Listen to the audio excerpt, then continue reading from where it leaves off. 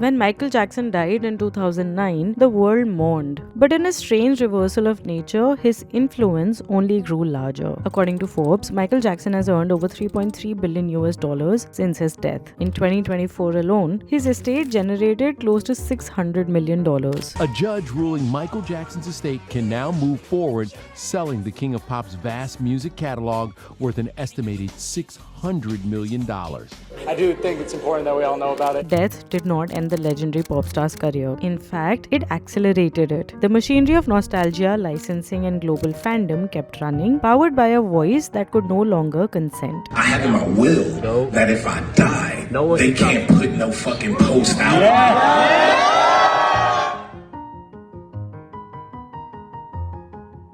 India has been building its own version of this afterlife economy, which in many ways is more revealing. When Sidhu Moosewala was killed in 2022, the shock was immediate. Punjabi गायक हैं सिद्धू मूसेवाला, बहुत अच्छी तरह से आप जानते हैं उनकी हत्या कर दी गई है। हत्या का तरीका घोर नफरत की ओर इशारा करता है। But what followed was unprecedented. On the day after his death, his streams on Spotify reportedly jumped by over 700%. Multiple music platforms confirmed triple-digit surges, and YouTube trending charts, which had moved on to other artists, suddenly belonged to Sidhu again. His monthly listeners rose past 15 million within weeks. For months, he remained the most streamed Punjabi artist globally. Evidently, it wasn't just mourning, it was a cultural reawakening. People who had never listened to Punjabi music began quoting his lyrics. Old clips of him resurfaced, and it was as if India had suddenly remembered how much he mattered. And yet, even as the grief was raw, the output continued. Unreleased tracks surfaced, collaborations he never quite finished grew into full songs, and visuals were animated to complete older projects. A hologram show was planned, allowing a digital Sidhu to perform in arenas he would never physically walk into again. It created a surreal reality. Sidhu the human was gone, but the Moosewala phenomenon kept evolving, shaped entirely by others.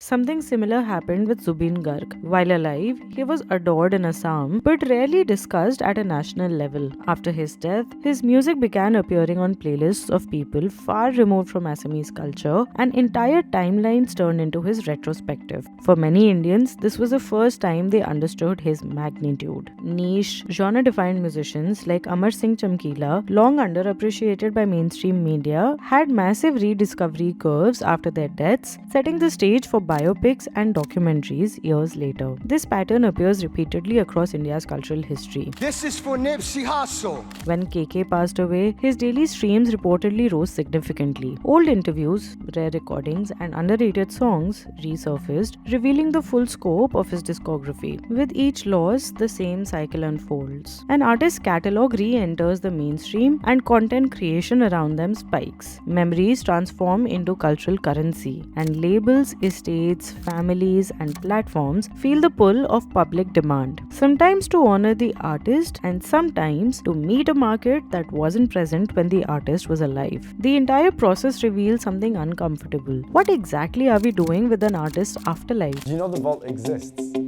Oh, it exists. It's a physical vault. It's in the basement at Paisley Park. And it's just this room in the building that just has poof and like veils and whatnot.